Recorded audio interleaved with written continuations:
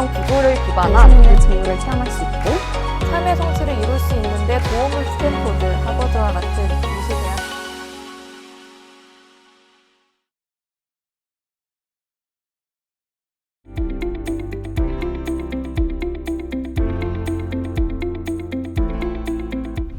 안녕하세요. 저는 서강대학교 국어국문학과에 재학 중인 이지혜입니다. 저는 2023년도 2학기 탐구 공동체 프로그램에 참여하였습니다. 저희 팀은 자동평가 프로그램을 통한 한국어 담화 메타데이터 생성 연구를 진행했는데요. 탐구 공동체는 어떤 프로그램이며 저희 팀이 탐구 공동체를 통해 어떠한 결과물을 만들어냈는지와 소감에 대해 발표하고자 합니다. 발표는 먼저 탐구 공동체 프로그램에 대해 간단히 소개하고 저희 팀이 탐구 공동체를 통해 어떠한 성과를 냈으며 이 과정을 통해서 느낀 탐구 공동체의 의의와 소감을 발표하는 순서로 진행하겠습니다. 탐구 공동체, 그 이름에서 의미를 유추할 수 있듯이 탐구 공동체는 함께 협업하여 탐구를 진행하는 팀 프로젝트입니다. 특히 학생 간의 협업, 그리고 교수님과의 상호작용을 통해 과제를 수행하고 결과를 도출하는 경험 중심, 학생 중심의 학습 모델입니다. 한 학기 동안 교수님 한 분과 3명에서 5명의 학생이 탐구 공동체를 이뤄 탐구 주제를 선정하고 과제 수행, 최종 산출물 도출까지 진행하게 되는데요. 이 과정에서 학생 팀원들끼리 자발적으로 모여 문제를 정의하고 어떤 탐구 주제를 할 것인지 심도 있게 토의하고 어떠한 과정을 통해 이 문제를 해결할 것인지에 대해 계획을 수립하고 실제로 실행하는 과정을 거치게 됩니다. 탐구 공동체 운영 절차는 다음과 같이 진행되었습니다. 먼저 학생들을 모집한 뒤 오리엔테이션과 교육을 진행했으며 탐구 공동체 진행은 학생들이 자발적으로 계획을 짜 운영되었습니다. 학생들은 회차별 보고서를 제출하는 것이 의무였으며 탐구 과정을 담은 영상을 제출하여 탐구 활동을 운영했습니다.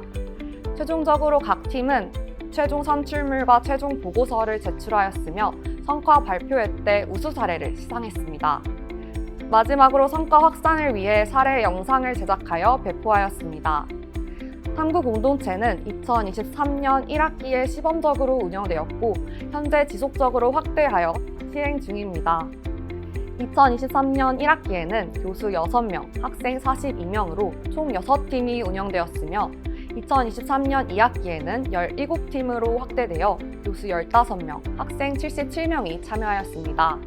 현재까지 탐구 공동체를 통해 개발된 교과목은 23건으로 최종 산출물 역시 23건이 제작되었습니다.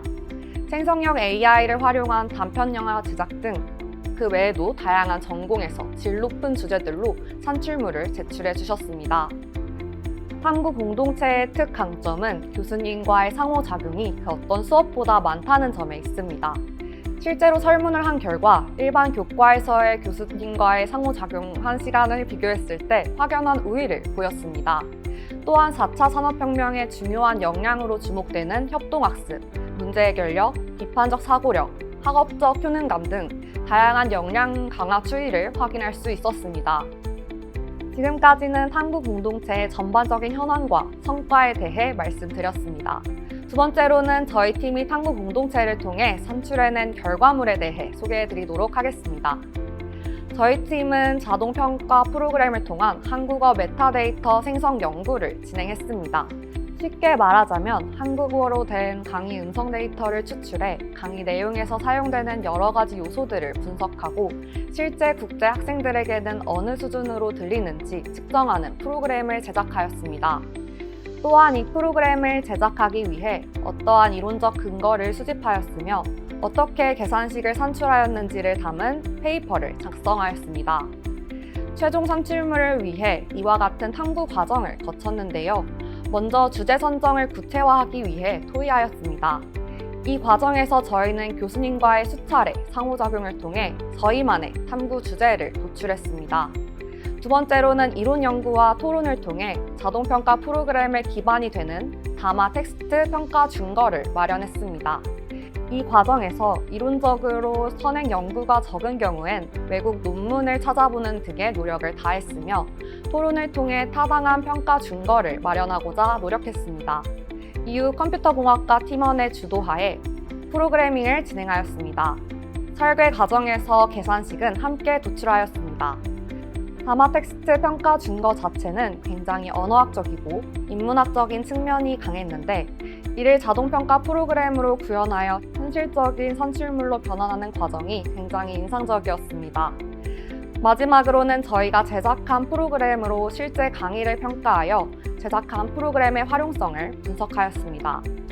위 탐구 과정이 그 어떤 팀플보다 인상적이었던 이유는 먼저 교수님과 연속적인 피드백이 있었기 때문입니다. 또한 다양한 학과 친구들이 모여 협업하여 새로운 양상의 산출물을 만들 수 있었다는 점도 이전에 할 수 없었던 경험이었습니다. 제가 탐구 공동체 활동을 진행하며 해당 프로그램의 의의이자 특강점을 3가지로 정리해 보았습니다. 첫 번째는 능동적인 주제 선정이었습니다. 저희 팀의 경우 초기에는 교수님께서 제시해 주신 주제를 지속적으로 논의하여 더 구체화하였는데요. 교수님께서는 공교육 내에 디지털 교재 개발이 확산되고 있으니 한국어 교과의 디지털 교재 개발을 위해 텍스트 분류 준거를 만들어 보고자 제안하셨습니다. 이에 저희 팀은 논의를 통해 어플리케이션 구조를 기반한 교육과정을 개발하는 것이 디지털 교재에 필수적이라고 생각했고 조금 더 구체화된 주제를 교수님께 제안드렸습니다. 이에 교수님께서는 메타데이터라는 개념을 소개해 주시며 교육 콘텐츠 개발에 먼저 선행되어야 할 것은 큰 틀이라는 걸 알려주셨습니다. 이에 저희 팀은 메타데이터와 텍스트 분류 준거 기준에 대한 논문을 리딩하였고 그 과정에서 읽기 텍스트의 분류 기준은 현재 많은 연구가 진행된 반면 다마 텍스트에 대한 분류 준거는 아직 부재하다는 것을 확인하고 이를 저희의 연구 주제로 삼았습니다. 이처럼 교수님과 지속적으로 상호작용하며 학계에서 유의미한 연구가 무엇인지를 알 수 있었고 팀원들과 논문 리딩과 토론을 통해 우리가 할 수 있는 일이 무엇인지를 파악해 주제를 선정했습니다. 저희 팀은 주제 선정에 약 1달을 소요할 정도로 공을 들였는데요. 수업에서 하는 팀플은 주제가 정해져 있고 가야 하는 틀이 어느 정도 정해져 있는 반면 탐구 공동체는 저희가 모든 것을 직접 능동적으로 설정한다는 점에서 재미와 책임감을 갖고 탐구에 임했습니다. 탐구 공동체의 의의의 두 번째는 교수-학생 간의 상호작용입니다.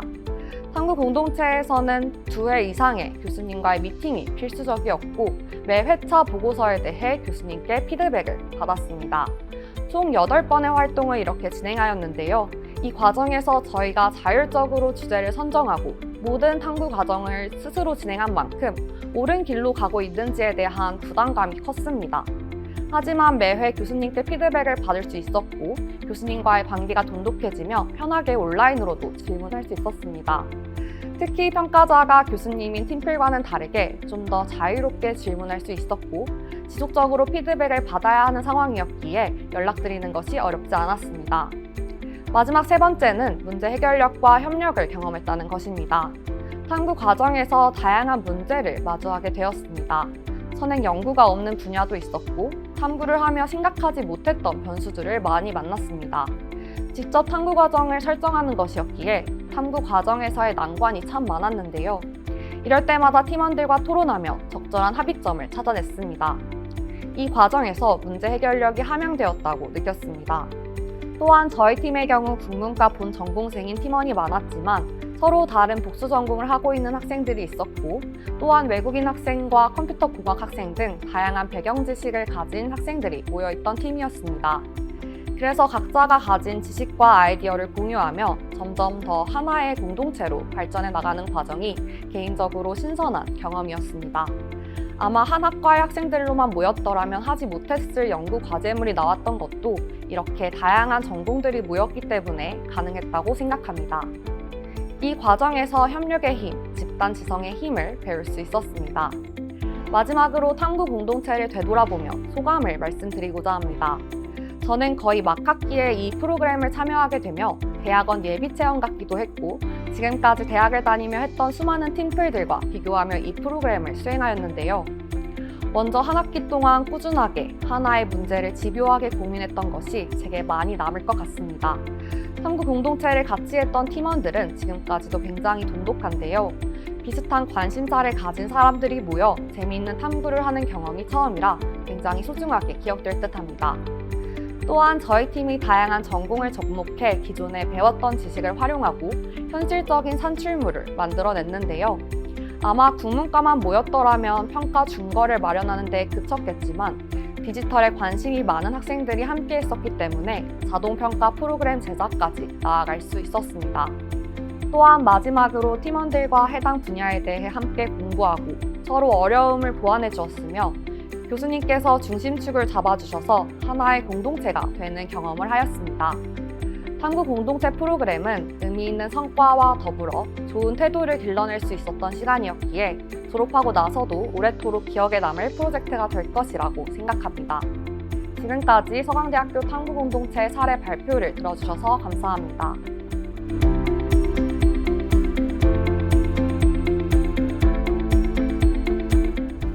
안녕하세요. 저는 서강대학교에서 사회학과 경영학을 전공 중인 윤지훈이라고 합니다. 저는 2024학년도 1학기에 2024 도시혁신스쿨 인 대구에서 마을기업 C팀으로 활동하였는데 도시혁신스쿨이 무엇인지 또 제가 참여한 팀에서 달성한 성과와 소감에 대해 말씀드리겠습니다. 서강대학교 교양독과 수업으로 진행되는 2024 도시혁신스쿨 인 대구는 지역 주민의 삶의 질 향상을 위해 한국캐비타트 포스코 ENC가 민으로 사업지 지자체가 관으로 그리고 서강대학교 서울여자대학교가 학 부문을 대표하여 공동 기획 및 운영하는 도시재생 프로그램입니다. 민관학 협력체계 구축을 통해 주거환경이 열악하고 사회적 약자가 밀집된 도시 취약 지역에서 더불어 살아가는 공동체 조성과 지역 사회 혁신을 선도하는 공동의 목표를 달성하고자 합니다. 2020년 의정부시를 시작으로 전주, 부산, 창원, 인천에서 주민들의 삶의 질 향상에 기여해왔고 서강대학교는 2022년 창원부터 2023년 인천에 이어 올해 3년째 참가 중입니다. 이번 2024년 1학기부터는 서강대학교가 서울여자대학교와 공동으로 운영하게 되어 더 많은 지원을 받으며 프로젝트 기반 학습을 진행하였습니다. 또한 대학 연합 학점 교류 교과 과정으로서 서강대학교와 서울여자대학교에서 각 모집된 다양한 대학교의 학생들이 예년보다 더욱 높은 목적의식과 동기부여를 갖고 서로 협력하여 참여했습니다. 도시혁신스쿨은 도시재생이 필요한 지역의 사회 문제를 발견하여 문제 정의하고 새로운 시각으로 아이디어를 제안합니다. 특히 서강대, 성균관대, 연세대, 이화여대, 한동대 등 다양한 학교와 전공의 학생들이 모여 팀을 이루고 마을에 직접 방문하여 주민들과 소통합니다. 이로써 문제를 인식하고 분석하여 융복합적인 창의적 해결 방안을 제안하는 과정을 경험합니다. 주민들이 지역사회 변화의 주체이기에 주민 역량을 강화하여 지속적으로 주민 스스로 변화를 만들어갈 수 있도록 노력합니다.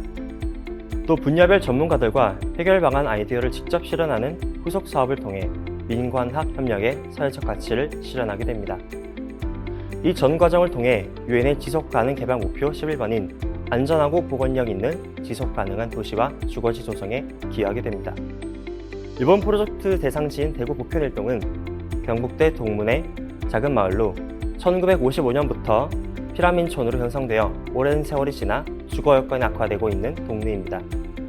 한편으로 도시재생 뉴딜 사업 및 주거환경 개선 사업을 진행하여 주민들이 재정착할 수 있는 영구 임대 주택과 청년 행복주택을 건립할 예정인 사회적 가치가 담긴 마을이기도 합니다. 제가 참여한 도시혁신스쿨은 2019년부터 진행되고 있는 대구 북구 뉴딜 사업과 연계하여 피라민촌 마을 주민들의 삶의 질 향상을 도모하였습니다. 다음으로 도시혁신스쿨의 구체적인 진행 과정에 대해 말씀드리겠습니다. 도시혁신스쿨은 크게 아이디어 도출과 우수 아이디어 선정 및 사업화로 진행됩니다. 저희 학생들은 3월 8일부터 5월 24일까지 한 학기 동안 토대 마련, 문제 정의, 솔루션 도출, 최종 발표를 거쳐 아이디어 도출의 단계를 완수하게 됩니다. 이후 희망자 중 선발된 인원은 우수한 아이디어를 취합하여 방학 기간에 실제 사업으로 실천하는 사업화에 참가할 수 있게 됩니다. 전 과정은 그룹별 활동 프로젝트로 진행되었으며 도시재생에 관한 주제별 온라인 수업과 2박 3일 현장 활동 등을 통해 유로로 배운 도시재생과 관련된 콜렉티브 임팩트를 창출했습니다. 작년에 대외 활동을 찾아보다가 사회적으로 가치 있어 보이는 2023 도시혁신스쿨 인 인천에 관심 갖게 되어 참여하게 되었습니다. 2023 도시혁신스쿨은 인천시 남동구 남촌마을에서 진행되었는데 학기 중에 참여한 본사업에는 공원 녹지팀, 여름방학 중에 참여한 후속 사업에서는 마을 상권 및 역량 강화팀으로 참여했습니다. 공원 녹지팀은 마을의 아이들이 마음껏 놀고 싶어하는 니즈와 편히 쉬고 산책하고 싶어하는 주민들의 니즈가 기존의 낡은 공원에서는 충족되기 어렵고 오히려 이해관계가 상충된다는 문제 정의를 내렸습니다.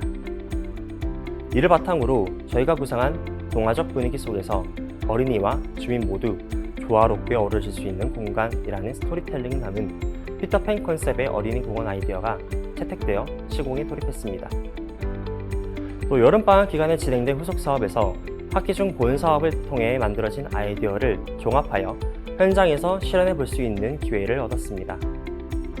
저는 마을 상권과 역량 강화 팀원으로 활동했습니다. 마을 상권에서 도출한 마을의 문제점은 외부인의 유입이 거의 없어 상권의 활성화가 거의 이루어지지 않는다는 것이었습니다.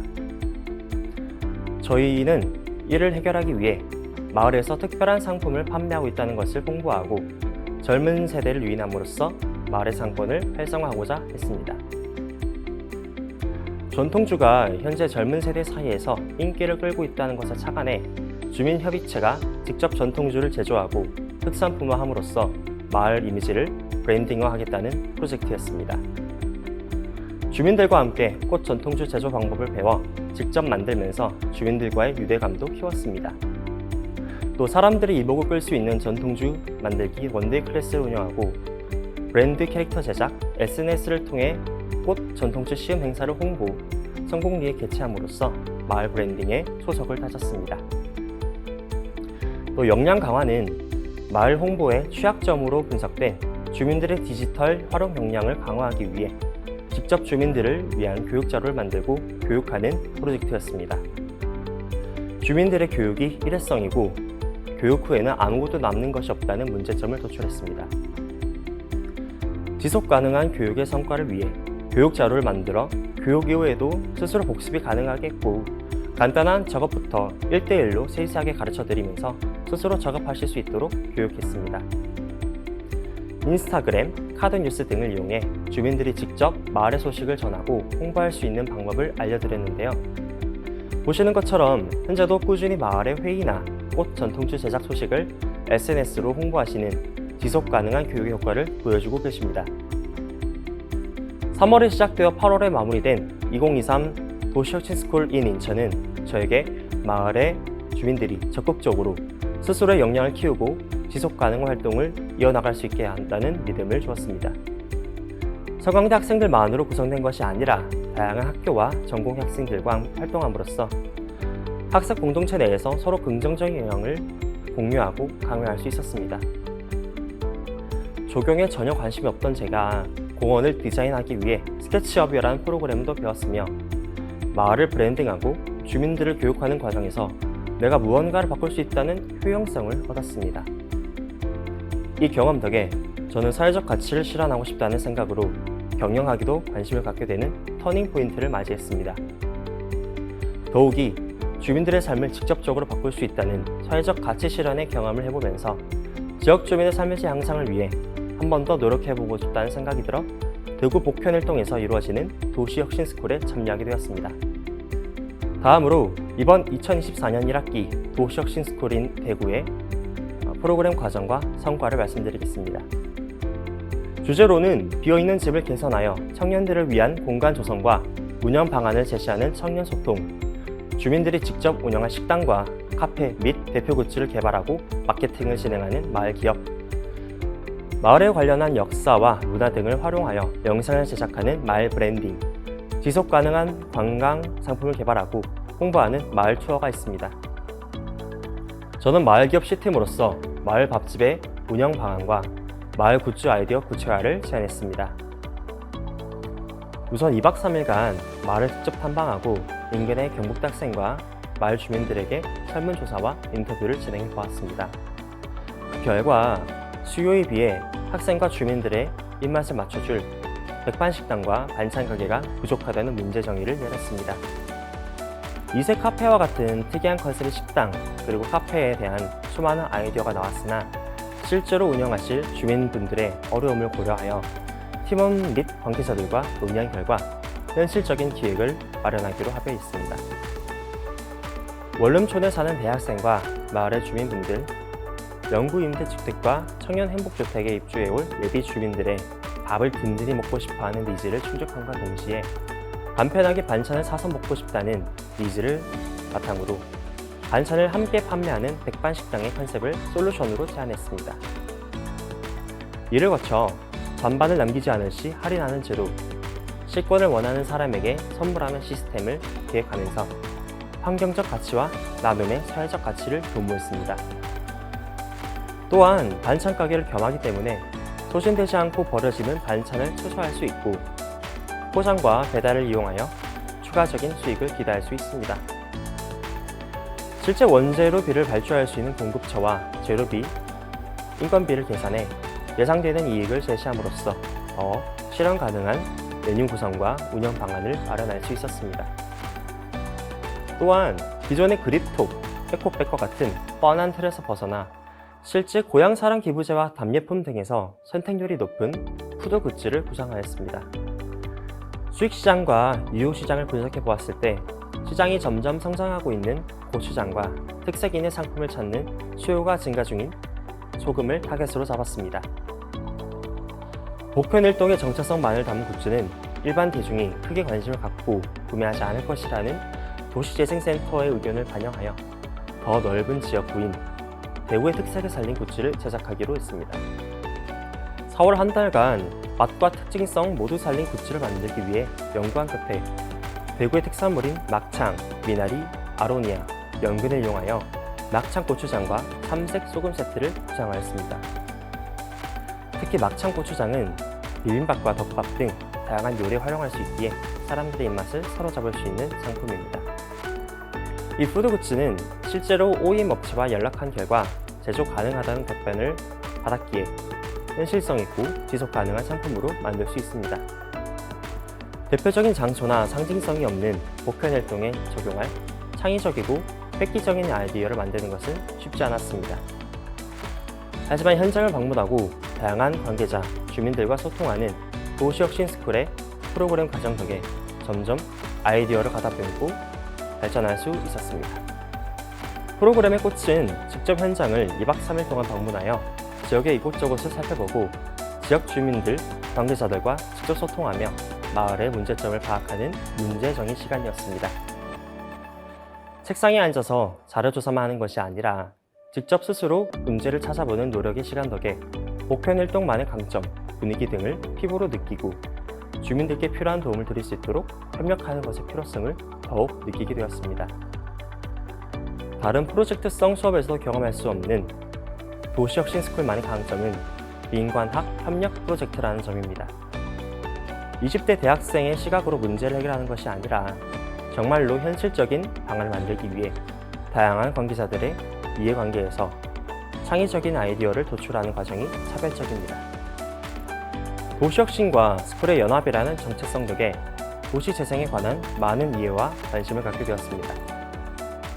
또 학교에서 배운 이론과 가치관을 현장에서 적용시켜보는 과정을 경험할 수 있었습니다. 특히 페르소나 분석 기법을 이용하여 식당이 주로 노리는 손님 타겟을 도출하고 이들을 적극적으로 번역할 수 있게 하는 방안을 마련하는 실천적 경험을 해볼 수 있었습니다. 주민들이 실제로 활용할 수 있게끔 구체적이고 실용적인 아이디어를 제시함으로써 현실과 호환 가능한 솔루션을 만드는 효용성을 느낄 수 있었습니다. 특히나 아이디어를 실현해보는 작년의 경험을 토대로 더욱 발전적인 해결 방안을 만들 수 있었다고 생각합니다. 특히 실제로 OEM 업체와 협력해보면서 사회적, 환경적, 경제적 가치를 담고 실제로 기업에서 활용할 수 있을 만큼 실현 가능한 아이디어를 제공하는 데에는 작년에 도시혁신스쿨 경험이 큰 역할을 했다고 생각합니다. 주민분들의 복편에 대한 변치 않는 애정 속에서 많은 관계자분들의 노력으로 재탄생할 복편활동을 진심으로 응원합니다. 또한 더 많은 학생들이 사회혁신 프로그램에 참여하고 사회적 가치를 실천하는 기회를 맞이하길 응원하겠습니다. 이상으로 서강대학교 윤지훈이었습니다. 감사합니다.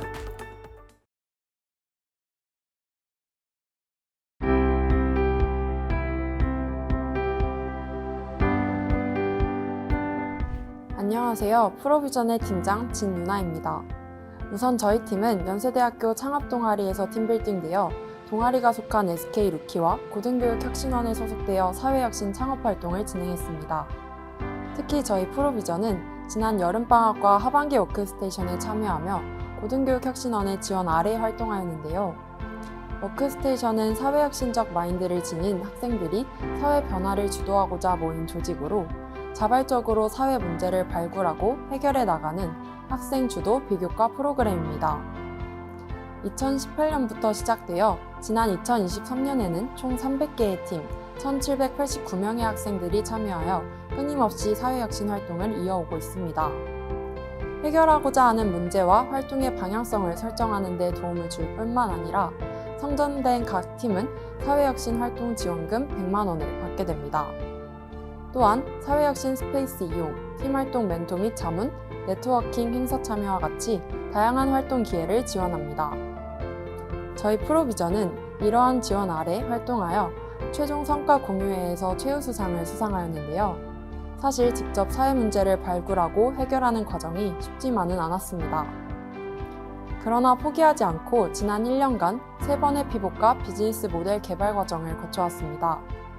이렇게 방향성을 바꾸며 사회 문제 정의와 솔루션 도출까지 계속 고민해왔으며 그렇게 저희는 같은 동아리에 속한 오감팀의 인사이트를 이어받아 시각장애 아동의 촉지각 발달 문제를 접하게 되었습니다.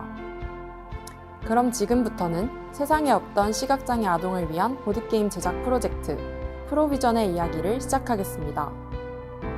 모든 시각장애인이 점자를 읽을 수 있을까요? 자료에 따르면 실제 사용이 가능한 비율은 9.6%에 불과합니다. 맹학교 선생님들을 만나 뵙고 점자를 처음 익히는 시각장애 아동들은 바로 이 손가락 끝에 정교한 감각 이용이 어렵다는 것을 알 수 있었습니다. 즉, 촉지각 발달의 어려움을 문제로 파악했고 기존 솔루션은 실제 점을 구분할 수 없고 보호자의 도움 없이는 자발적인 학습이 불가능하며 일회성 사용으로 반복 학습이 불가능하다는 문제를 찾아냈습니다. 따라서 이 세 가지를 차별화 포인트이자 가설로 설정하여 작은 저명을 구별할 수 있는 훈련이 돼 자발적이고 반복적인 학습이 가능하고 흥미 요소 또한 포함된 보드게임형 교구 3종을 개발하였습니다.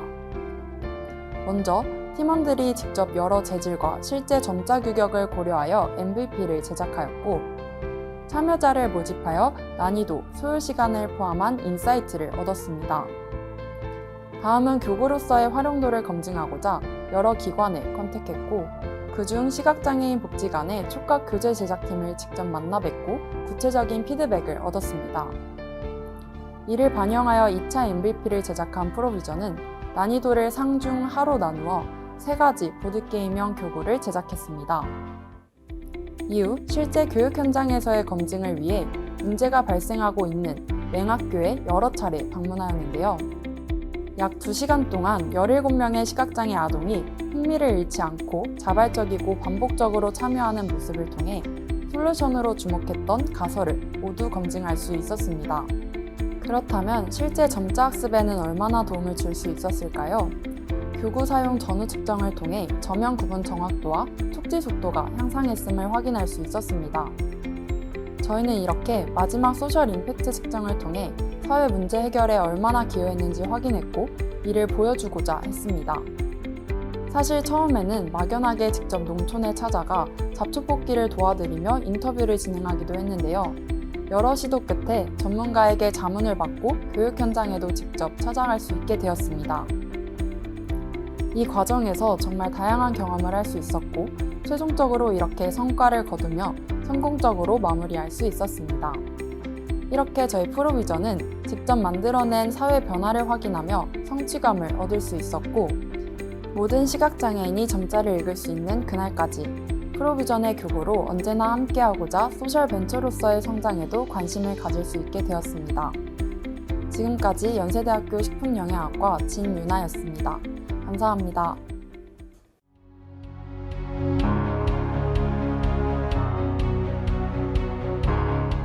안녕하세요 여러분. 연세대학교 생명과학과 20학번 송민서입니다. 오늘 제가 소개하고자 하는 주제는 대학교 혁신지원사업단에서 지원하는 현장 실습입니다. 이 현장 실습에 대한 소개에 이어 제가 참여했던 현장 실습 사례도 같이 소개해드리겠습니다. 우선 연세대학교 현장실습지원센터에서 운영하는 현장실습에 대해 소개해드리겠습니다. 현장실습은 연세대학교 학부생들에게 다양한 직무체험의 기회를 제공하고자 대학교와 기업이 공동으로 참여하여 산업 현장에서 실무 교육 및 실습을 진행하고 이를 이수한 학생들에게 학점을 부여하는 제도입니다. 현장실습은 크게 두 가지 유형이 있습니다. 하나는 계절학기 그리고 정규학기 현장실습입니다.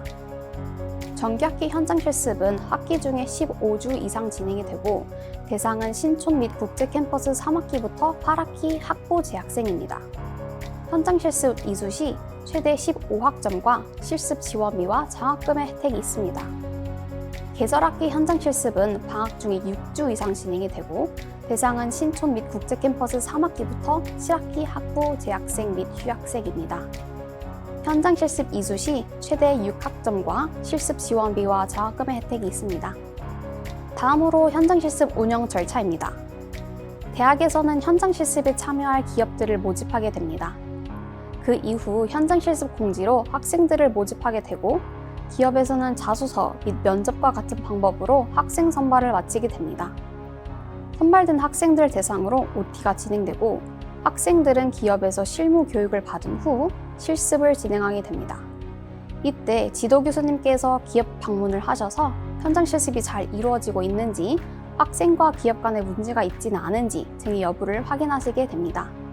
모든 현장 실습이 끝난 후에는 학생, 지도 교수님, 기업 모두 결과 보고서를 제출하게 되고 이를 토대로 학생의 성적 평가가 이루어지고 학점이 부여됩니다. 매해 현장 실습에서 모집된 기업들은 상이합니다. 스타트업부터 중소기업과 대기업까지 참여를 하고 있습니다. 또한 학생들이 다양한 지역과 산업 현장을 체험할 수 있고 다양한 직종과 직무도 있으니 학생들에게 주어지는 선택의 폭은 굉장히 넓습니다. 다만 기업 현장 실습이 어렵게 느껴지시는 학생분들이 계실 수 있습니다.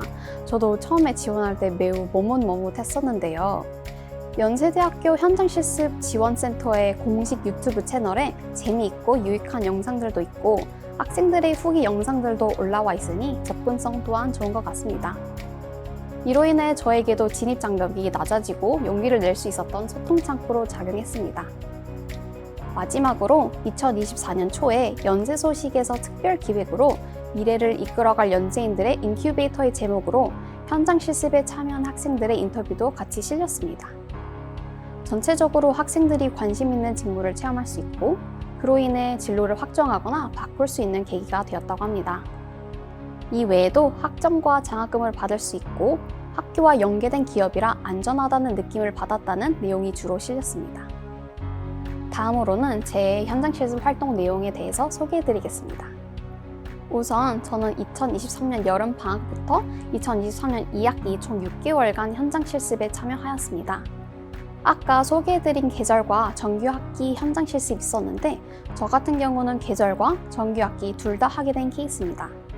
그리고 저는 샘표식품 서울 본사에서 R&D 직무였던 신제품 개발 프로세스 단계별 연구에 참여하게 되었습니다. 제가 현장 실습에 지원하게 된 계기로는 크게 두 가지가 있었습니다. 첫 번째로는 적성 확인과 두 번째로는 회사 생활 미리 경험해보기였습니다. 저는 생명공학과 학생으로 바이오 분야와 식품 분야에 관심이 있었습니다.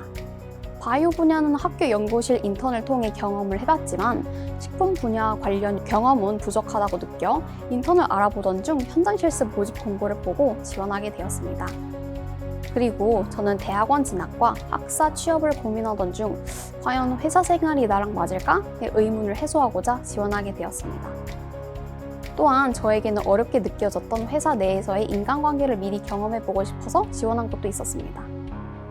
그래서 저는 이력서와 자소서를 제출하고 1차 서류 합격을 한 후 면접을 보고 최종 합격을 하게 되어 샘표 R&D 실습생으로 출퇴근을 6개월간 하게 되었습니다. 다음으로는 현장 실습 기간에 했던 활동 내용들을 소개해드리겠습니다. 저는 식품개발연구실에서 연구원님 두 분과 함께 일본식 커리 신제품 개발에 참여했습니다. 마케팅팀과 함께 신제품 아이디어 논의 후 연구원님들과 함께 비합비를 짜고 제품을 만들고 설균하는 과정을 반복했습니다. 그 후 염도와 당도와 같은 이화학 분석을 하게 되고 시식을 통해 개선 사항을 반영하여 제품의 최종 스펙이 확정되었습니다. 그리고 식품 제조 공장을 방문하여 제품 대량 생산을 하게 되는데 저는 운이 좋게도 연구원님들과 함께 공장에 직접 방문하여 식품이 제조되는 과정을 체험할 수 있었습니다.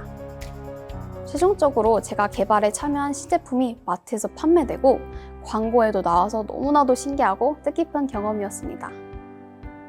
6개월간 현장 실습을 하면서 배우고 느낀 점들이 참 많습니다. 그 중에서 몇 가지를 고르자면 첫 번째로는 직무에 관한 지식 이해도가 향상되었다는 점입니다. 운이 좋게도 신제품 개발 시작부터 마지막 과정까지 함께 하게 되어 신제품 개발 직무 관련 지식이 많이 향상되었습니다. 두 번째로는 진로에 대한 방향이 더 명확해졌습니다. 회사에서 근무하시는 연구원님들과 이야기하며 현실적인 고충을 듣고 학사 취업보다는 대학원 진학에 더 기울어졌습니다.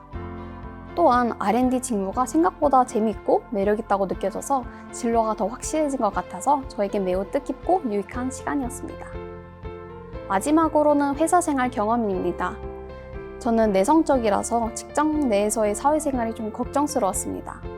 하지만 다른 인턴 동기들과 함께 생활하니 어려움도 극복할 수 있었고 막상 부딪혀보니 사회생활에 대한 자신감도 붙게 된 것 같습니다.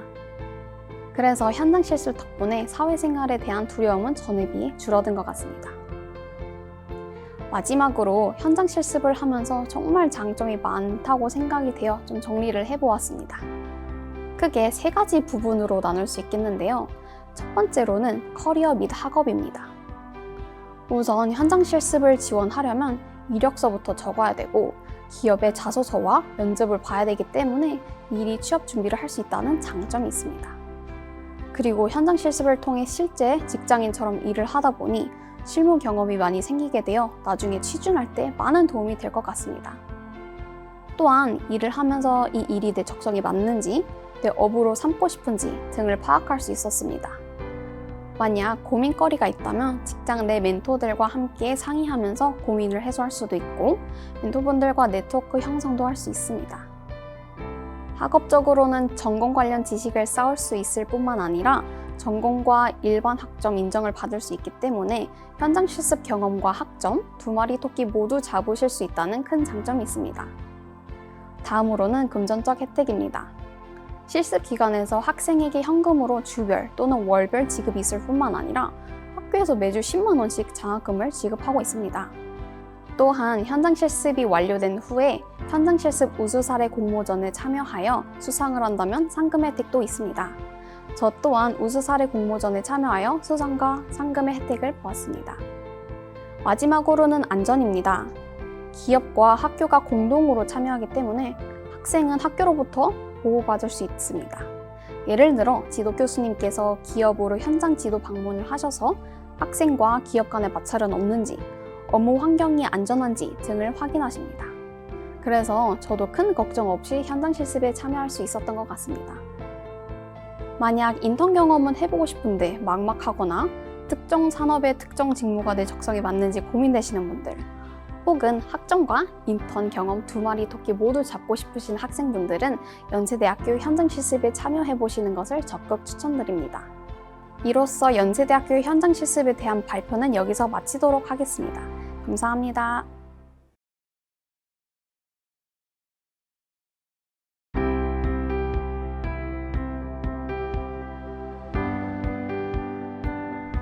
안녕하세요. 이화여자대학교 사회학과 이현입니다.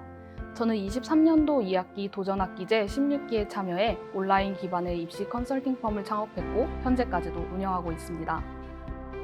도전학기제 사업 소개를 시작으로 어떤 계기로 도전학기제에 참여하게 되었는지, 또 어떤 과정을 통해 해당 프로젝트를 기획해 성공적으로 고객들까지 만나볼 수 있었는지, 그리고 이 모든 과정을 통해서 어떤 것들을 배우고 느끼게 되었는지의 순서로 말씀드리겠습니다. 도전학기제는 이화여자대학교에서 진행 중인 대학혁신 지원 사업입니다. 재학 중 한 학기 동안 자신의 꿈에 맞는 활동을 설계하고 수행하면 이를 학점으로 인정해주는 학습자 중심의 유연한 학사 제도로 현재 18기를 모집 중에 있습니다. 팀 혹은 개인 자격으로 모두 참여가 가능하며 참여한 것들의 다양한 전공만큼이나 관심 분야에 맞는 다양한 프로젝트를 수행하신 것을 볼 수 있습니다.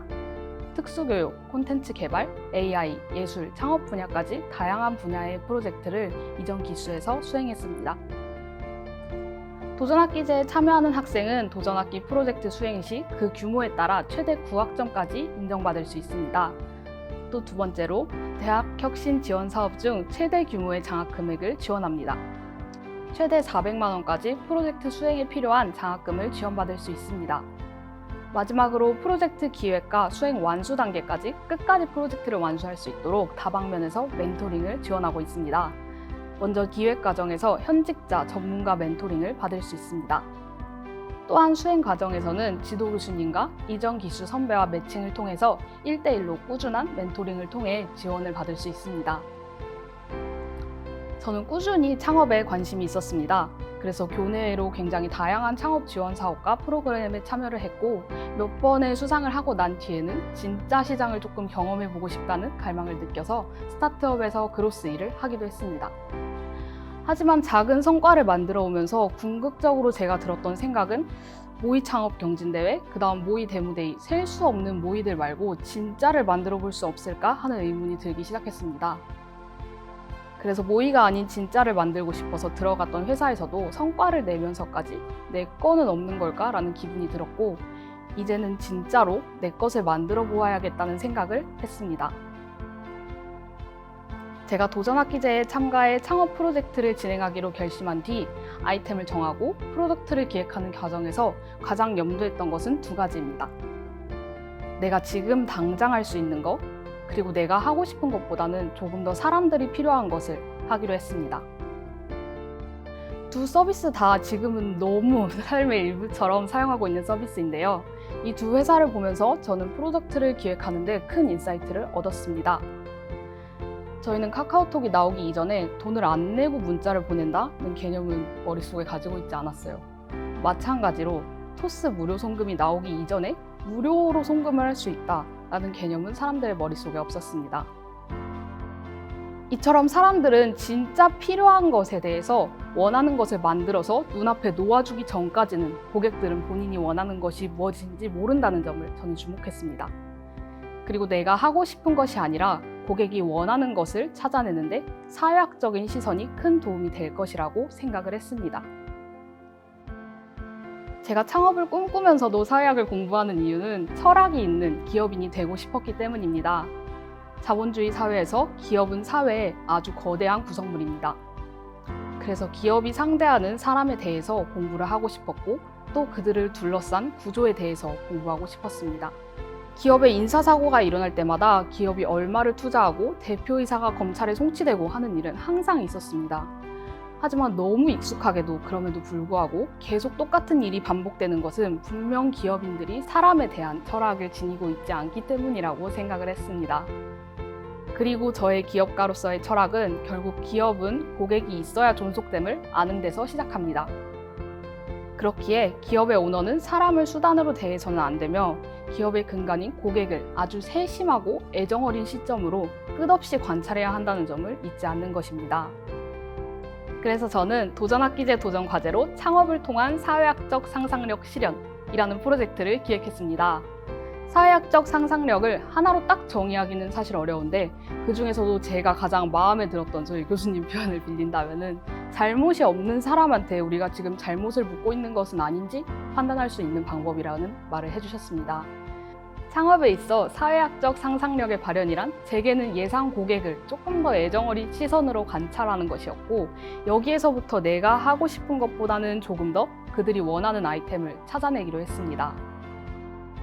저는 제가 제일 잘 아는 학생들이자 후배들, 그 편입 수험생들을 위한 온라인 솔루션을 제공하는 컨설팅 펌을 창업했습니다. 그리고 저는 지금도 원한다면 누구나 조금 웹상에서 원하는 정보를 원하는 만큼만 지불하고 얻을 수 있도록 편입 입시 시장을 조금은 바꾸기 위해서 일하고 있습니다. 프로젝트 수행 과정에 대해서 간단하게 소개해드리겠습니다. 앞서 말씀드렸다시피 제가 하고 싶은 것보다는 사람들이 좀 더 필요로 하는 것을 우연히 발견한 것을 계기로 저는 프로덕트를 고도화하기 시작했습니다. 2023년 4월 내가 당장 할 수 있는 일을 하기로 다짐하고 저는 편입 경험을 살려서 전자책을 작성했습니다. 그리고 이 책을 가지고 텀블벅 펀딩을 진행했습니다. 그리고 이 펀딩이 목표치의 240%를 달성하면서 이를 계기로 편입 시장의 유효성을 우연히 찾게 되었습니다. 펀딩 성공을 통해서 시장의 유효성을 확인한 뒤에는 실제로 편입 시장 내의 고객이 진짜 원하는 것이 무엇인지 찾기 위해서 2페이지짜리의 아주 간단한 파일럿 페이지를 기획해서 릴리즈했습니다. 고객을 관찰하기에는 아무래도 웹상에서 그들이 남긴 흔적을 쫓는 게 가장 투명하리라는 생각을 했기 때문입니다. 한 달 동안 검색 광고와 함께 파일럿 페이지를 운영한 결과 검색 광고 데이터를 통해서 고객들이 사실 학습 자체보다는 조금 더 자소서와 관련된 문제를 많이 검색하고 있는 것을 발견했습니다. 저는 시장의 니즈를 확인한 다음에 비로소 리서치를 시작했습니다. 경쟁사의 서비스 프로세스를 모두 나열했고 이 과정에서 저는 재밌는 현상을 발견했습니다. 고객이 실제로 어려워하는 부분을 경쟁사는 해결해주지 못하는 상황이 공통적으로 나타나고 있었고 저는 이 해결해주지 못하는 과정에 개입을 하기로 했습니다. 기존 서비스가 해결하지 못하는 고객의 니즈를 해결하기 위해서 제가 개발한 프로덕트는 입시 자소서를 쓸 때 개요 쓰기 전에 상담을 한번 진행하는 것, 그리고 오프라인 대형 학원에 조금 갇혀있는 정보를 온라인으로 유통해서 원하는 만큼만, 사용료를 딱 그만큼만 지불하고 누구나 접근할 수 있도록 하는 것, 두 가지에 중점을 두고 프로덕트를 개발하기 시작했습니다. 서비스 모델과 프로덕트를 모두 구축한 뒤에는 본격적으로 고객에게 접근하기 위해서 웹사이트를 구현하고 검색 광고와 검색 엔진 최적화 전략을 동시에 실행했습니다. 이 과정에서 저는 노코드 툴을 적극적으로 활용하였고 모르는 부분은 거기서 낙담하지 않고 그때그때 공부하면서 고객에게 다가갈 수 있는 방법을 계속해서 실행했습니다. 그 결과 릴리즈 한 달 만에 2023년 11월부터 본격적인 매출이 발생을 했고 고객을 만나고 상담하는 일정을 나머지 기간 동안 모두 소화해냈습니다. 저는 도전학기제를 통해서 꿈만 꾸던 창업을 두려움이랑 부담을 덜고 실행에 옮길 수 있었습니다. 그리고 감사하게도 상업적인 측면에서도 꽤 그럴싸한 성과를 낼 수 있었습니다. 제가 관심을 가지고 있는 직무인 기획과 마케팅을 조금 더 고객을 직접 마주하는 준비를 하면서 그리고 또 직접 마주하는 단계에서 조금 더 직접적으로 경험을 해볼 수 있었습니다. 특히 마케팅 성과에서는 특히 아주 작은 비용을 들여서 매출을 창출해내는 경험을 중점적으로 해볼 수 있었습니다. 그리고 프로젝트 기간 중 홈페이지 문의 대비 최종 전환율을 81.1%까지 달성하면서 실제 시장에서 고객하고 원활하게 커뮤니케이션하는 방법을 체험할 수 있었습니다. 또한 도전학기제가 제게 뜻깊었던 이유는 이 경험을 계기로 여러 성과로 확장을 할 수 있었기 때문입니다.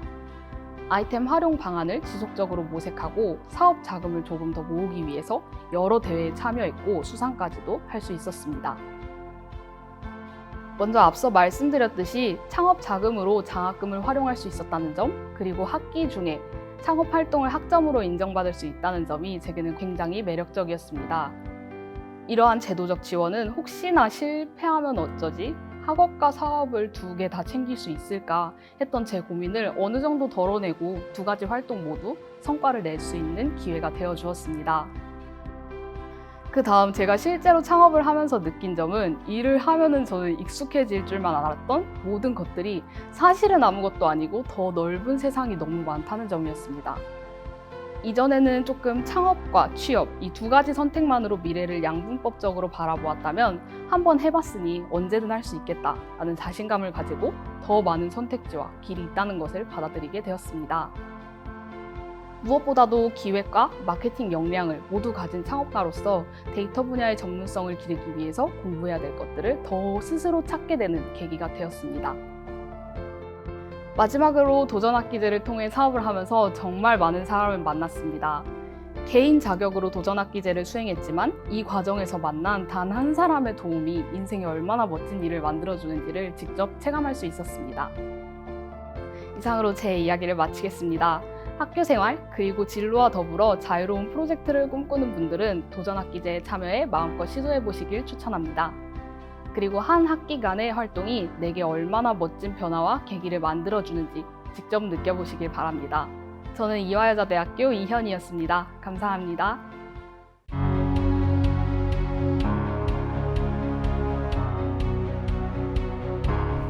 안녕하세요. 이화여자대학교에 재학 중인 박찬입니다. 저는 2023년 이화 DNA 랩 프로그램에서 커리어 크라임 크루 팀원들과 함께 사부작이라는 진로 키트를 제작하였습니다. 지금부터 이화 DNA 랩 프로그램 소개와 저희 팀의 활동을 말씀드리겠습니다. 발표는 다음과 같은 순서로 진행됩니다. 이화 DNA 랩 소개, 프로젝트 수행 과정, 프로젝트 성과, 프로젝트 참여 후기, 그리고 프로젝트를 어떻게 확장했는지에 대해 말씀드리겠습니다. 먼저 이화 DNA 랩 프로그램 소개입니다. 이화 DNA 랩은 공통의 관심사를 가진 학생들이 자발적으로 소그룹을 구성하고 관심 분야에 따른 활동 목표를 자율적으로 수립하여 활동하는 학생 주도형 프로그램입니다. 프로그램은 두 가지 유형으로 나뉘는데 1유형인 창의융합 탐구형은 소그룹 내의 공동의 목표를 달성하고 팀원들의 역량을 강화하는 활동입니다. 필요시 인재개발원이나 기업가 센터와 연계해서 관련 경력 개발이나 창업 계획에 관한 지원을 제공받을 수 있습니다. 2유형은 보다 사회적 문제를 해결하는 데에 초점을 맞춰 각 팀 고유의 주도적인 해결 방안을 기획하여 핵심 역량을 기르는 활동입니다. 이화 DNA 랩에 지원할 때 지난 기수의 우수 사례를 살펴보는 것이 매우 유용하였습니다. 미래혁신센터에서 운영하는 메타버스의 이화 DNA 랩의 우수 사례 방에서 누구나 2022년, 2023학년도의 우수 사례들을 확인할 수 있으시니 QR코드를 통해 입장하셔서 그동안의 활동들을 보시는 것을 추천드립니다. 저는 혼자서는 해결하기 어려운 사회 문제를 여러 전공의 팀원들과 다양한 관점에서 다뤄보고 싶었습니다. 또한 지도 교수님과의 지속적인 면담에서 받을 수 있는 피드백을 바탕으로 보다 완성도 있는 결과물을 제작하고 싶어 두 유형 중 이 유형을 선택하였습니다. 지금부터는 구체적인 프로젝트 수행 과정을 말씀드리겠습니다. 커리어 크라임 크루 팀은 혼자서 진로 고민을 하고 있었던 사람들이 모여 이뤄지게 되었습니다.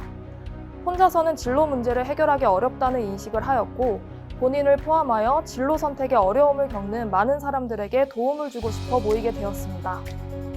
진로 교육과 관련되어 있다는 부분에서 이 부분에 경험과 흥미가 있던 3명의 사범대생과 그것을 결과물로 구현할 수 있는 교육공학 학생 1명, 내용을 구성하는 데 있어서 통찰력 있는 시각을 제시해 줄 수 있는 철학과 학생 1명, 총 5명이 모여 프로젝트를 진행하였습니다. 저희 팀은 주제를 선정하는 데에 앞서 진로와 관련된 여러 사회 현상들을 탐구하였습니다. 먼저 미디어나 전문가의 말을 통해 특정 학과가 취업에 유리하다는 사회적 인식이 생길 경우 해당 학과가 입학 경쟁률이 급격하게 높아졌다가 시간이 지나면 하락하는 상황이 반복된다는 것을 확인하였습니다. 이것의 사례는 과거 교대의 과열과 현재의 교대의 미달 사태가 있습니다. 다음으로 대졸자의 전공과 직업 간 부조화가 높다는 것을 확인하였습니다. 대학에서 4년간 배운 지식을 실질적으로 직업과 연결시키지 못하고 있는 것인데요. 이것은 경제적인 관점에서 봤을 때 비용 대비 낮은 효율을 낳는 문제가 있을 수 있습니다. 이러한 사회 현상을 바탕으로 많은 사람들이 자신의 관심사나 재능으로 진로를 결정하는 것이 아닌 사회 경제적 흐름에 따라 진로를 설정하는 상황이 있다는 것을 알게 되었습니다. 이에 대해 저희 팀은 수동적인 선택을 할 수밖에 없는 여러 요인들 중에서도 자아와 진로 탐색의 시간이나 기회가 충분하지 않은 것에 집중하기로 하였습니다.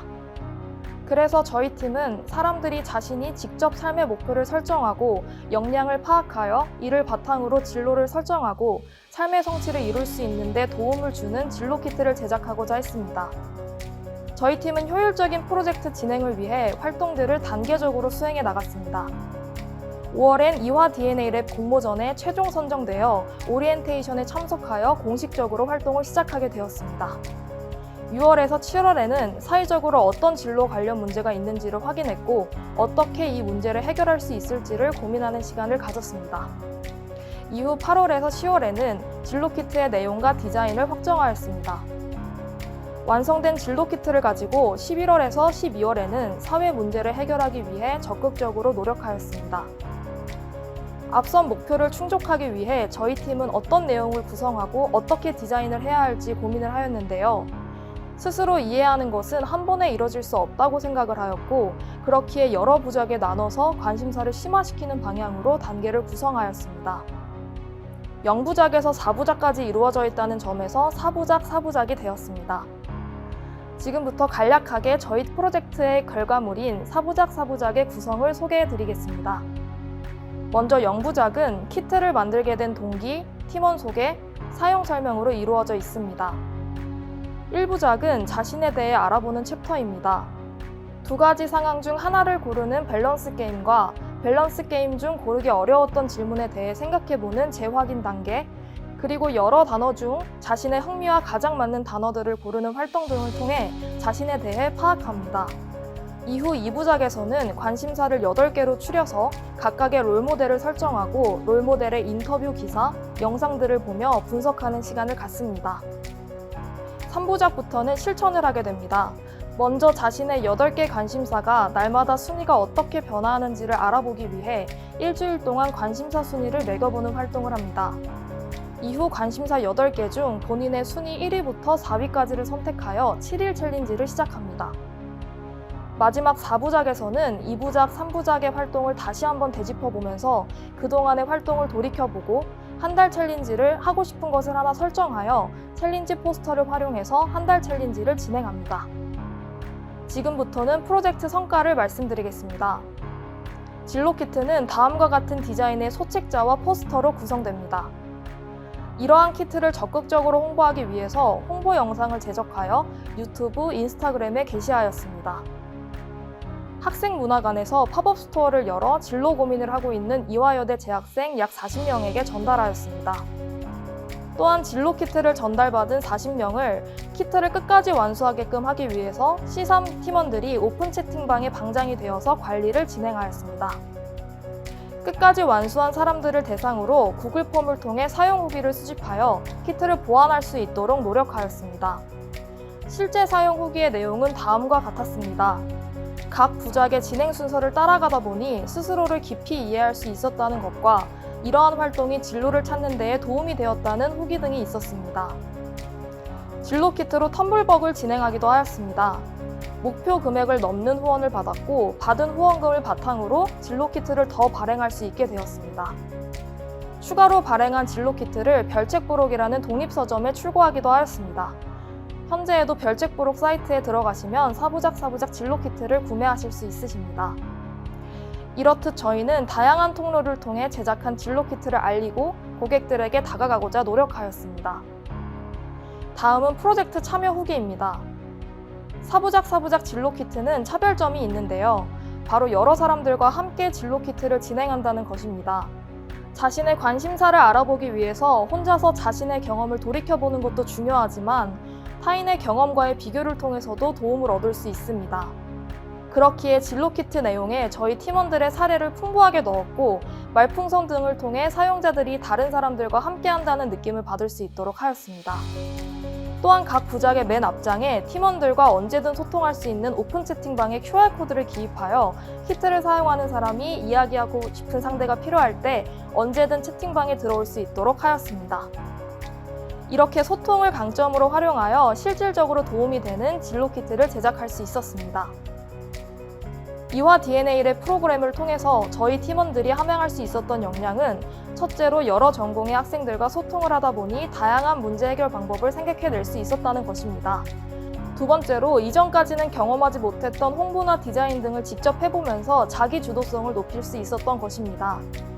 셋째로 팀원들이 서로 부족한 부분 등을 채워주면서 공동체 의식을 느낄 수 있었습니다. 프로젝트 완료 후 결과물을 내는 것에 안주하지 않고 프로젝트를 확장하며 사용할 수 있는 방안들을 지속적으로 생각하고 실행했습니다. 지금부터는 이화 DNA랩 활동을 통해 완성된 진로 키트를 현재 어떻게 활용하고 있는지를 저의 사례를 바탕으로 말씀드리겠습니다. 처음에는 성인들을 타깃으로 설정하였으나 진로 설정의 중요한 단계에 있는 중고등학생에게도 진로 키트가 충분히 도움을 줄 수 있겠다는 생각을 하였습니다. 저는 멘토로서 그동안 7개 이상의 멘토링을 진행했고 현재에도 진행하고 있는데요. 이러한 멘토링 활동에 진로 키트를 유용하게 활용하고 있습니다. 구체적인 사례로는 천천히 함께 멘토링에서 만난 느린 학습자 멘티가 있습니다. 멘티의 학습 동기를 올리기 위해서 관심사를 알아보는 것이 필요했는데요. 진로 키트의 1부작을 활용하여 멘티의 관심사를 파악할 수 있었습니다. 이 과정에서 멘토와 멘티가 많은 이야기를 나누게 되는데 라포 형성도 가능했고 파악한 관심사를 학습 주제로 삼았을 때 멘티의 학업 집중도도 올라갈 수 있음을 느꼈습니다. 다른 사례로는 점프온 멘토링에서 만나 자립준비 고등학생과 진로 키트를 활용한 것입니다. 해당 멘티를 만날 때 가장 신경을 쓰는 부분은 멘티의 개성을 찾는 것입니다. 멘티는 다양한 연령대의 아이들과 공동생활을 하기 때문에 상호간 배려해야 할 상황이 있고 그러다 보니 자신의 주관을 내비추기보다는 다수의 결정을 따라야 하는 경우가 많았습니다. 자신이 무엇을 좋아하는지 많이 생각해보지 않은 친구였는데 진로 키트를 통해 스스로의 관심사와 취미를 더 잘 알게 되었고 나아가 진로를 설정하는 데 큰 도움이 되었습니다. 진로 키트 활용은 저의 진로에도 큰 도움을 주고 있습니다. 저는 이화여대 입학 이전에 교대를 다녔고 타대학 성악과에 진학한 경험을 가지고 있습니다. 그동안의 다양한 경험들과 지금도 여러 가지를 도전하고 있다는 것을 바탕으로 여러 사람들의 진로 문제를 해결하는 데 도움을 주는 사람이 되고 싶습니다. 진로 키트를 많은 사람에 적용하면서 얻은 인사이트를 바탕으로 유튜브나 블로그에 진로 관련한 여러 글과 영상을 꾸준히 제작하고 있습니다. 이를 토대로 앞으로 사람들에게 다양한 진로적 도움을 주는 진로 커리어 멘토가 되고 싶습니다. 이화 DNA 랩을 통해 사회 문제에 대해 넓은 시야를 가질 수 있게 되었고 이를 해결하는 데 필요한 여러 역량을 키울 수 있었습니다. 앞으로도 많은 재학생들이 이화 DNA 랩과 같은 대학 내의 프로그램에 참여하여 자신의 진로를 준비해 나가는 데에 많은 도움을 얻기를 기대합니다. 지금까지 이화여자대학교의 박찬이었습니다. 발표를 들어주셔서 감사합니다.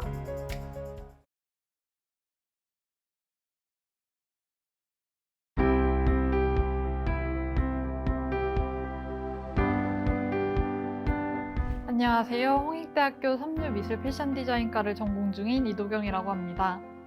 저는 2023학년도 2학기에 바틱과 스크린 프린팅을 활용한 HFW 마켓의 공익성 창업 프로젝트로 활동하였는데요. 오늘은 바틱 프로젝트가 무엇인지 그리고 HFW 마켓의 공익성 창업 프로젝트가 어떻게 진행되었는지에 대해 말씀드리겠습니다. 제가 오늘 진행하고자 하는 발표는 바틱 프로젝트의 전반적인 사업 내용에 대한 것인데요.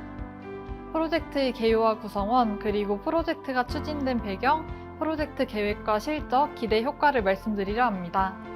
바틱 프로젝트에는 선발된 섬유 미술 패션 디자인과 재학생들이 텍스타일 디자인 개발과 제품 생산, 그리고 더 나아가 창업의 모든 과정에 참여하였는데요. 패션과 텍스타일 분야의 과제인 지속 가능성을 윤리적이고 문화적인 방식으로 해결하는 방향을 추구하며 이를 디자인 프로세스에 적용하는 과정을 통해 지속 가능성 추구를 경험할 수 있도록 하기 위해 런칭되었습니다. 바틱 프로젝트는 글로벌 지역 상생 프로젝트이자 교육기관과 기업 간의 콜라보레이션입니다.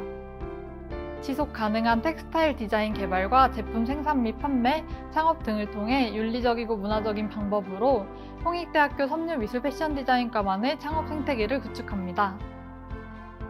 홍익대학교 섬유미술 패션 디자인과는 홍익 패션위크 2023년을 맞아 HFW 마켓을 선보였습니다. 첫 번째 공익성 창업 프로젝트는 토탈 미술관에서 진행하는 바틱 스토리와 함께했습니다. 학생들은 공익성 창업 프로젝트를 통해 스스로의 아트웍으로 제품을 만들어낸 후 디스플레이와 판매를 경험하며 창업의 과정을 학습하였고 나아가 이러한 과정을 통해 개발도상국 지역 주민을 돕는 경험을 할 수 있었습니다. 프로젝트에는 총괄을 진행해주신 섬유미술 패션 디자인과 최초룡 학과장님과 4분의 교수님, 그리고 프로젝트를 위해 선발된 9명의 섬유미술 패션 디자인과 학생들로 구성되었습니다. 지속 가능하도록 제작된 바틱 텍스타일은 저소득층 가구를 지원하고 전통 문화를 보호하는데요. 이는 창업 지원 활동으로 이어지며 상품 제작과 판매를 통해 수익을 발생시킵니다. 그 결과 윤리적으로 지속 가능한 디자인, 제품 생산, 판매 및 창업 생태계를 구축합니다.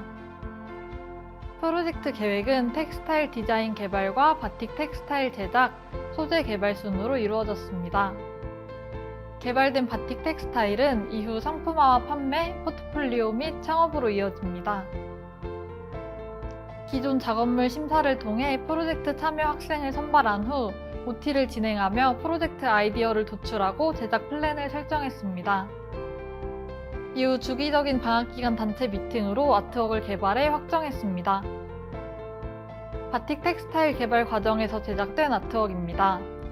지속 가능성 추구를 위해 멸종 위기 동물을 모티브로 삼아 바틱 텍스타일에 적용하기 위한 아트웍과 평화를 주제로 한 아트웍이 제작되었습니다. 크리안 바랏 전통 바틱 제작 공방에 디자인된 아트웍을 전달했고, 이후 아트웍이 적용된 전통 바틱 텍스타일 원단을 전달받았습니다.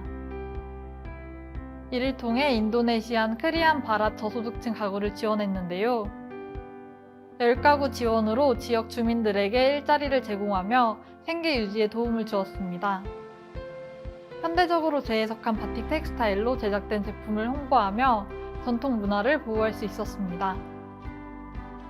현지에서 크리안 바랏 주민분들이 바틱 텍스타일을 제작하고 있는 과정입니다. 학생들이 제작한 아트웍 디자인이 전통 바틱 기법을 활용해 바틱 텍스타일로 만들어지는 모습입니다. 바틱 소재 개발 및 적용 단계에서는 교과 과정에서 학습한 기법을 활용해 원단을 후가공했습니다. 이후 마켓 리서치를 통해 모던한 바틱 텍스타일에 적합한 제품을 선택해 상품화했습니다. 직접 개발한 바틱 텍스타일 원단을 사용해 세상에 하나뿐인 피스를 제작했습니다. 바틱 텍스타일 후가공 과정입니다. 열 전사지를 잘라 원단에 붙이거나 염색한 원단 위 실크 스크린을 진행하였고, 디지털 자수 기법을 활용하기도 하였습니다. 호일 바인더를 사용한 실크 스크린을 진행하기도 하였고, 패치워크 기법을 활용해 제품 제작 이전 바틱 텍스타일을 현대적으로 후가공해 주었습니다. 바틱 텍스타일을 활용해 개발된 상품으로 에코백과 스웨트셔츠, 그리고 후드티가 있습니다.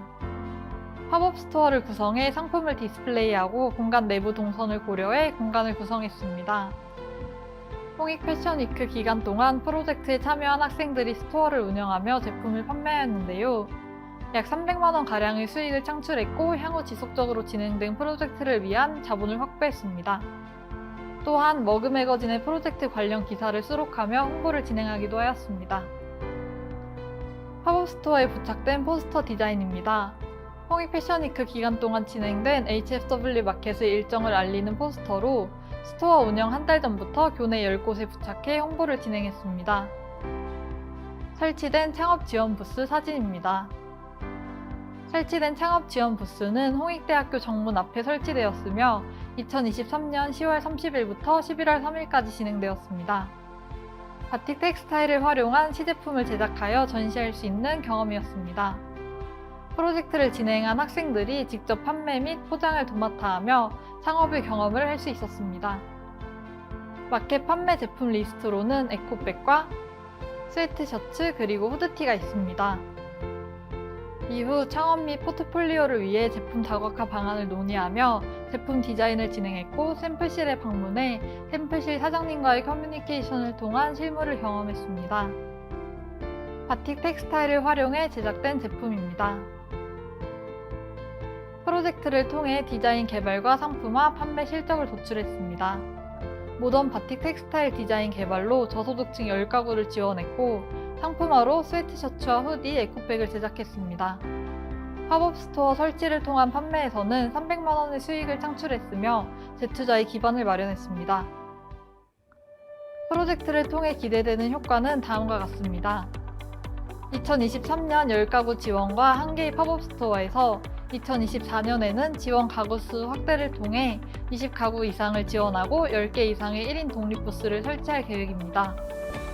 나아가 10년 후에는 100가구 이상 지원을 목표로 하고 있으며 100개 이상의 1인 독립부스 설치를 통해 마켓 규모를 확장하고자 합니다. 앞으로도 섬유 미술 패션 디자인과 학생으로서 대학 혁신 지원 사업단과 함께하는 프로젝트를 통해 저를 포함한 더 많은 학생들이 공익성 프로젝트에 참여하고 지속 가능성을 타진할 기회가 되는 프로그램을 만들어 나가기를 기대합니다. 이상으로 홍익대학교 섬유 미술 패션 디자인과 이도경이었습니다. 감사합니다.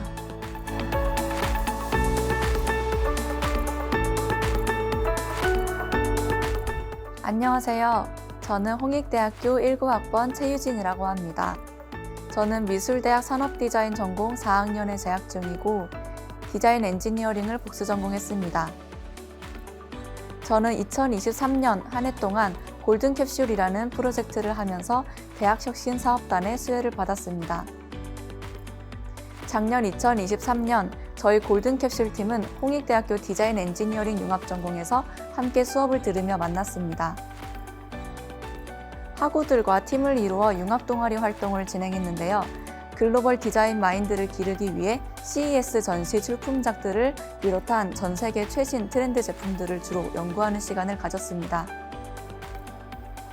또한 사업단에서 진행하는 디자인 띵킹 워크숍을 통해 창의적인 디자인 프로세스를 익혔습니다.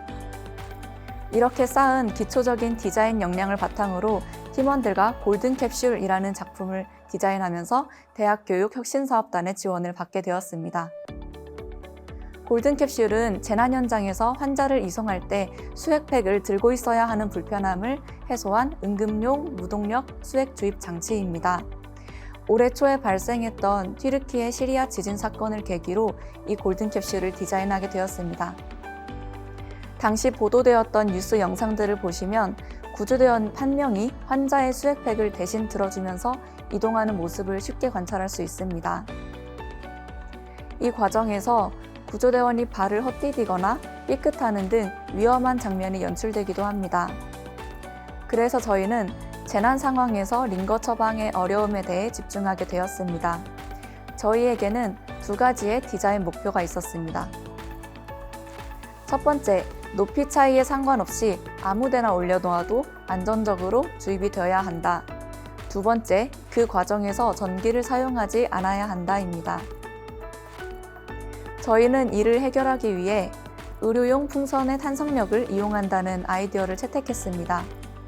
보시는 것처럼 페트병 안에 풍선을 넣어주고 병 안에 있던 공기를 빼내면 풍선이 물을 머금으면서 점차 부풀어 오르게 됩니다. 외부의 공기와 연결해주는 수액 튜브를 찝어주고 열어줌에 따라 수액도 분출이 되기도 하고 정지하기도 합니다. 이처럼 수액팩이 튜브의 끝보다 한참 아래에 있는데도 불구하고 충분한 동력으로 밀어 올려주는 모습을 볼 수 있습니다. 여기서 조금 더 고도화해서 이런 실험 모델을 만들었습니다. 시중에 있는 진공 밀폐 용기를 구입했고 이렇게 수동 펌프로 용기를 진공화해주면 풍선이 부풀어 오릅니다. 그리고 레귤레이터라는 장치를 사용해서 공기가 들어가게 하면 풍선 안에 있던 물이 천천히 빠져나오는 것을 볼 수 있습니다. 재난 현장을 타겟으로 디자인한 제품이니만큼 제품의 실현 가능성이 무엇보다 중요했는데요. 이에 저희는 융합 설계 프로젝트 교과목 재료비를 이용해 고도화된 실험 모델을 제작하고 또 반복적인 실험을 통해 논리적이고 과학적인 근거를 마련할 수 있었습니다. 실험 결과 신체 정맥압과 유사한 실험 환경에서 30분에서 1시간 이상 안정적인 주입이 가능함을 확인했습니다. 다음으로 탄성력과 음압을 이용한 방식으로 수액을 놓아도 기존 링거 방식의 그래프 개형과 매우 유사했습니다. 따라서 사람의 몸에는 무리가 없음을 확인할 수 있었습니다. 음압 상태인 쉘 내부로 유입되는 공기의 유입량을 조절하면 탕성체 안에 담긴 수액의 분출 속도도 조절할 수 있었습니다. 마지막으로 최대 주입 속도가 150% 향상되었기 때문에 빠른 주입이 필요한 재난 현장에서 더욱 유용했습니다. 또 다수의 디자인 프로토타입도 제작하였습니다. 이렇게 개발된 골든캡슐만의 특장점은 다음과 같습니다. 먼저 높이차를 확보하지 않고도 수액을 주입할 수 있으며 기존 방법 대비 훨씬 빠른 주입이 가능하면서도 균일한 주입이 가능하고 속도도 자유롭게 조절할 수 있어 기존 수액 방식과 동등한 성능을 제공합니다. 또한 폴대 같은 별도의 장치를 필요로 하지 않기 때문에 편리성도 있을 뿐더러 초기 구매 비용도 절감됩니다.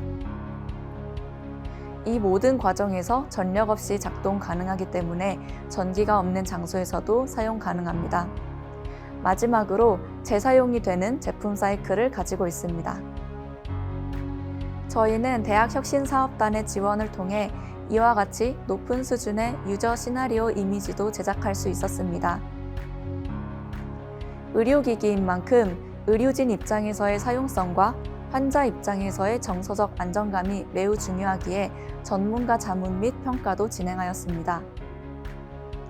사업단의 자문비 지원을 토대로 병원에서 근무하고 계신 현직 의사, 간호사, 응급구조사 분들을 만나뵐 수 있었습니다.